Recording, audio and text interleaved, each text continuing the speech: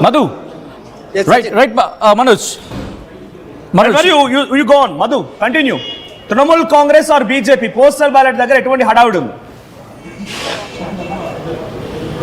Exactly కొద్దిసేపట్లో start కానుంది postal ballot. భారీ భద్రత ఉంది. ఇది భవానీపూర్. ఇద్దరు పార్టీకి సంబంధించినటువంటి కీలక వ్యక్తులు, ఒకరు సీఎం మమతా బెనర్జీ, మరొకరు అపోజిషన్ లీడర్ సువేందు అధికారి భవానీపూర్ నియోజకవర్గం నుంచి పోటీ చేస్తూ ఉన్నారు. హై వోల్టేజ్ నియోజకవర్గం పశ్చిమ బెంగాల్కి సంబంధించినటువంటి రాష్ట్రంలో. సో ఇక్కడ ఫలితం తేలితే దాన్ని బట్టి డిసైడ్ అయ్యేటువంటి అవకాశం ఉంది. అపోజిషన్ లీడర్గా సువేందు అధికారి లాస్ట్ టైం ఆయన మమతా బెనర్జీని ఓడించినటువంటి సిచ్యువేషన్ ఉంది. సో ఈసారి ఎట్లా ఉండనుంది అనేటువంటి చర్చ జరుగుతోంది. నందిగ్రామ్లో మమతా బెనర్జీని ఓడించారు లాస్ట్ టైం.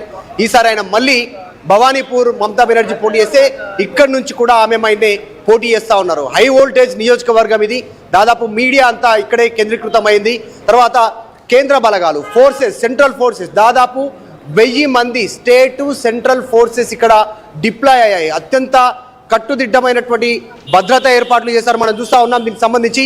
సో ఓవరాల్గా భవానీపూర్కి సంబంధించినటువంటి ఓటింగ్ పర్సంటేజ్ చూస్తే బీజేపీ ఇక్కడ ఒక్కసారి కూడా గెలిచిందే లేదు ఇంతవరకు, ఒక్కసారి కూడా.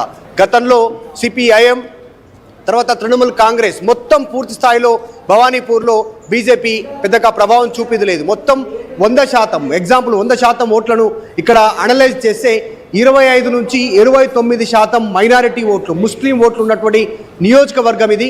సో దీంట్లో వన్ సైడ్గా మమతా బెనర్జీకి పడనున్నట్టుగా సర్వేలో తేలుతా ఉంది, మాటల్లో కనపడతా ఉంది ఇక్కడ ఉన్నటువంటి వాళ్ళ. మిగతా 70% మంది హిందూ ఓటు బ్యాంక్ ఈ భవానీపూర్కి సంబంధించి. సో ఏం జరగనుంది? బీజేపీ ఇంతవరకు ఖాతా తెరవలేదు భవానీపూర్లో.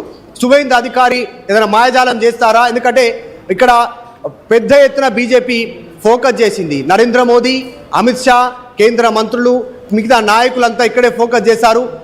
ర్యాలీలు తీశారు పెద్ద ఎత్తున.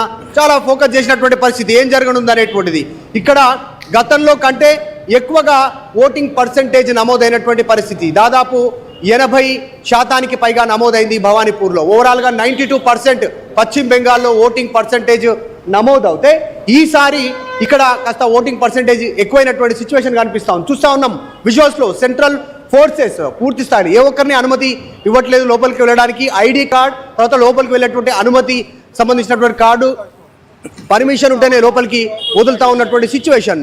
సో చాలా అత్యంత హై వోల్టేజ్ ఉన్నటువంటి నియోజకవర్గం.